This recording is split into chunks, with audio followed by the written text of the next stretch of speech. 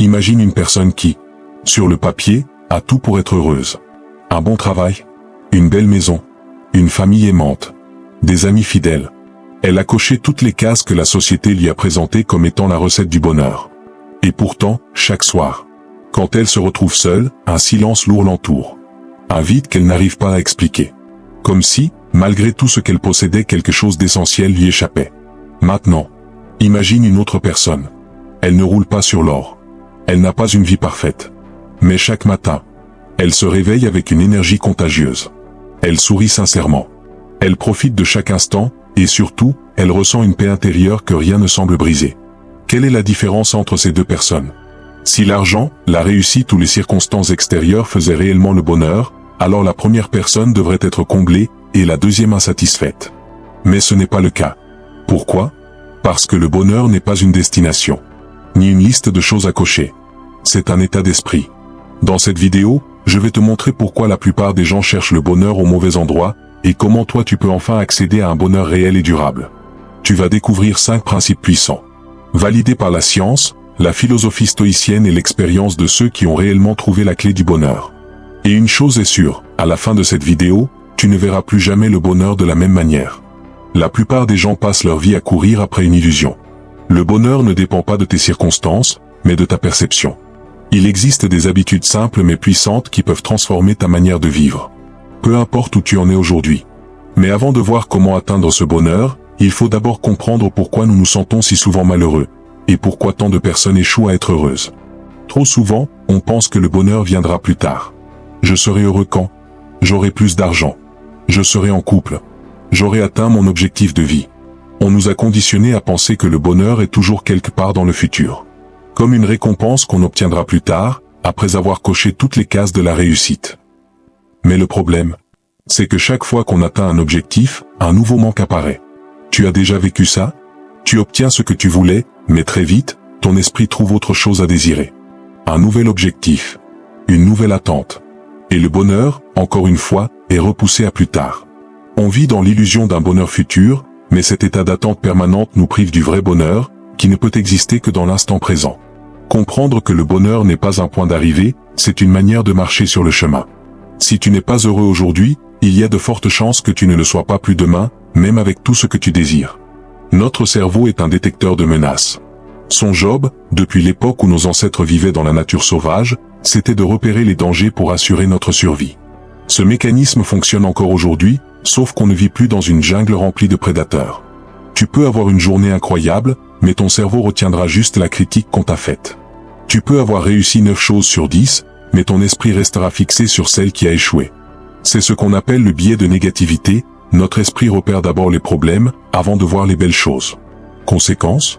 Même si ta vie est objectivement belle, ton cerveau va naturellement se focaliser sur ce qui ne va pas. Alors, reprogrammer son esprit avec des pratiques conscientes. On verra comment dans les principes à venir. Le bonheur, ce n'est pas d'avoir une vie parfaite. C'est d'apprendre à voir tout ce qui est déjà beau autour de toi. Avant, on se comparait seulement aux gens de notre entourage. Aujourd'hui, on se compare au monde entier. Les réseaux sociaux ont créé une illusion. Tu ouvres Instagram et tu vois quelqu'un qui voyage tout le temps. Un autre qui a une voiture de luxe. Un couple qui semble parfaitement heureux. Tu as l'impression que tu es en retard, que tu n'as pas assez réussi, que ta vie est banale comparée aux autres. Mais ce qu'on oublie, c'est que tout ça, c'est une mise en scène. Ce que tu vois, c'est un extrait soigneusement sélectionné de leur vie, pas la réalité. Erreur, la seule comparaison qui a du sens, c'est avec la personne que tu étais hier. À partir d'aujourd'hui, remplace la comparaison toxique par une comparaison inspirante. Est-ce que je suis une meilleure version de moi-même qu'il y a un an? On est souvent malheureux parce qu'on cherche le bonheur au mauvais endroit. Maintenant, voyons comment changer cela avec des principes concrets. 1. Apprendre à être heureux avec ce que tu as déjà. Il y a une histoire intéressante sur John D. Rockefeller, l'un des hommes les plus riches de l'histoire. Un jour, un journaliste lui a demandé « Combien d'argent faut-il pour être heureux ?» Et Rockefeller a répondu « Juste un peu plus ». C'est exactement le problème. Si tu ne trouves pas de satisfaction maintenant, tu ne la trouveras jamais plus tard. Les neurosciences montrent que ce que tu nourris dans ton esprit grandit. Si tu passes ton temps à voir ce qui te manque, ton cerveau s'entraîne à voir le négatif. Si tu entraînes ton esprit à remarquer ce que tu as déjà, ton cerveau devient plus heureux. Des chercheurs ont demandé à un groupe de personnes de noter 3 choses positives chaque soir avant de dormir. En seulement 21 jours, leur niveau de bonheur avait significativement augmenté. Les stoïciens avaient un exercice puissant, l'exercice de la privation. Imagine que tu perds tout ce que tu as aujourd'hui. Imagine que demain matin, tu te réveilles et que tu as perdu ton toit, ton travail, tes proches. Puis, au bout d'un instant, tout est rendu. Comment te sentirais-tu?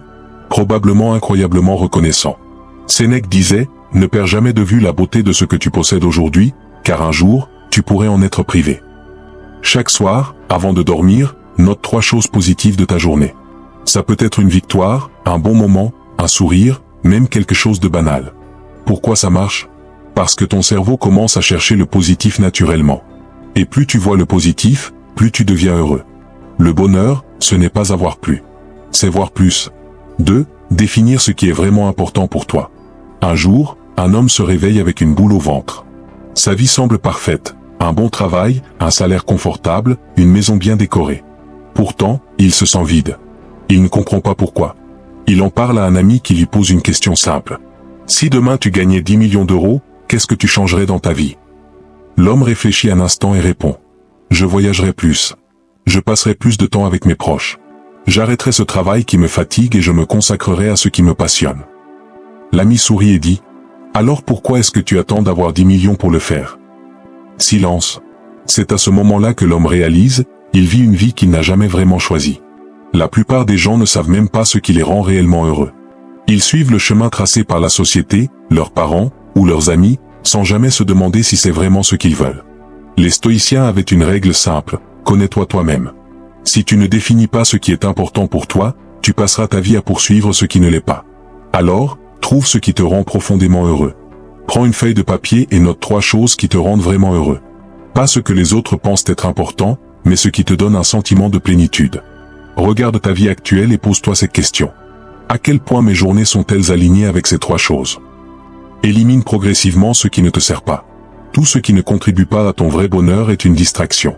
Si tu ne définis pas ce qui est vraiment important pour toi, la société, la publicité et les réseaux sociaux le feront à ta place. 3. Remplacer la peur par l'action. Un jeune homme rêvait souvent de monter sur scène pour parler en public. Chaque soir, il s'imaginait debout, face à une foule captivée, partageant ses idées avec confiance. Mais chaque matin, une autre voix prenait le dessus. Et si je bafouille? Et si on se moque de moi? Et si je suis pas assez bon? Alors il repoussait encore et encore, jusqu'au jour où un mentor lui donna un défi simple. Ce soir, tu montes sur scène.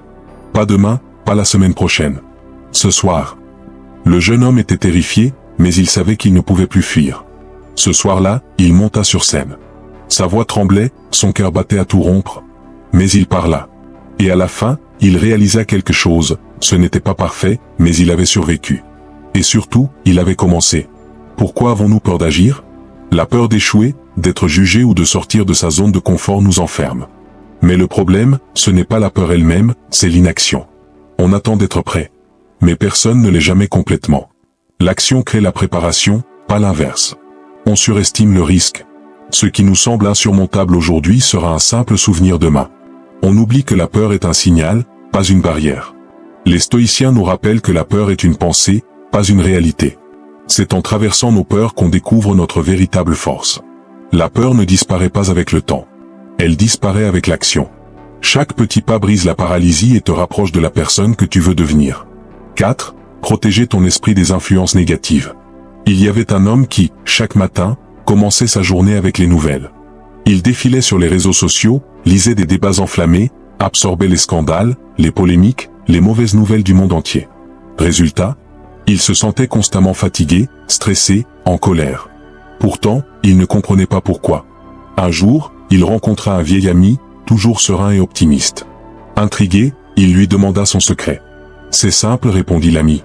Je fais attention à ce que je laisse entrer dans mon esprit. Tout comme on choisit la nourriture qu'on met dans notre corps, on doit choisir les informations et les énergies qu'on absorbe. » Ce jour-là, il décida d'essayer. Moins de réseaux toxiques, moins de nouvelles anxiogènes, moins de relations qui l'épuisaient. Et petit à petit, son état d'esprit changea. Ton esprit est comme un jardin. Si tu l'arroses avec du poison, négativité, drame, critiques incessantes, ne sois pas surpris qu'il ne pousse que des mauvaises herbes. Les réseaux sociaux te manipulent. Chaque jour, tu es bombardé par des images de succès artificiels, des conflits inutiles, des comparaisons toxiques. Ça fatigue ton esprit, ça te pousse à douter, à envier, à t'énerver. Les mauvaises relations te drainent. Il y a des personnes qui aspirent ton énergie, qui ne parlent que de problèmes, qui se plaignent sans cesse. Si tu les laisses t'influencer, ton état d'esprit devient aussi négatif qu'eux. Les mauvaises informations te programment. Les médias et l'actualité misent sur la peur et le choc pour capter ton attention. Si tu nourris ton cerveau avec ça tous les jours, comment veux-tu rester serein? Alors, élimine les contenus toxiques. Arrête de suivre les pages et les comptes qui nourrissent la frustration, la haine ou l'anxiété. Protège ton cercle social. Entoure-toi de personnes qui t'inspirent et t'élèvent, pas de celles qui t'épuisent.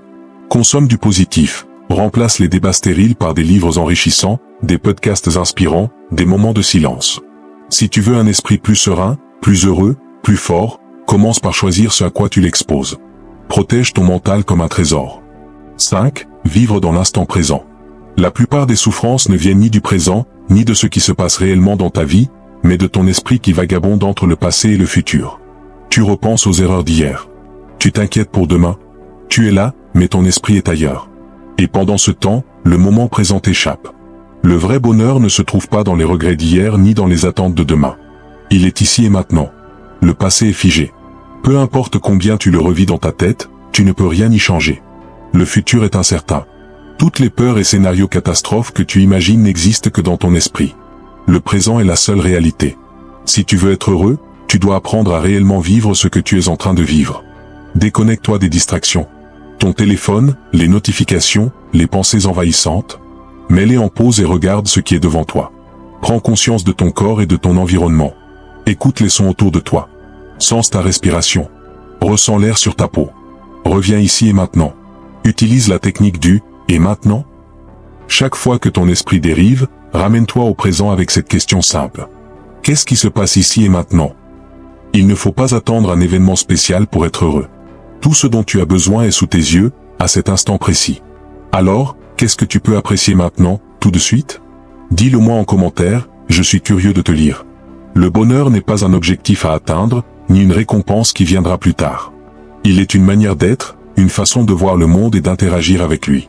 Trop de gens passent leur vie à le chercher là où il ne se trouve pas, dans l'accumulation, la comparaison, la validation extérieure. Mais en réalité, il est accessible à chaque instant, dès que l'on décide de changer sa perception. Vivre pleinement ne signifie pas attendre que tout soit parfait, mais apprendre à trouver de la joie dans l'instant, à cultiver un esprit clair et à se libérer des chaînes de la peur et des influences négatives. Le bonheur ne dépend pas de ce que tu as, mais de ce que tu es et de la façon dont tu choisis d'exister. Alors, dès aujourd'hui, fais ce choix.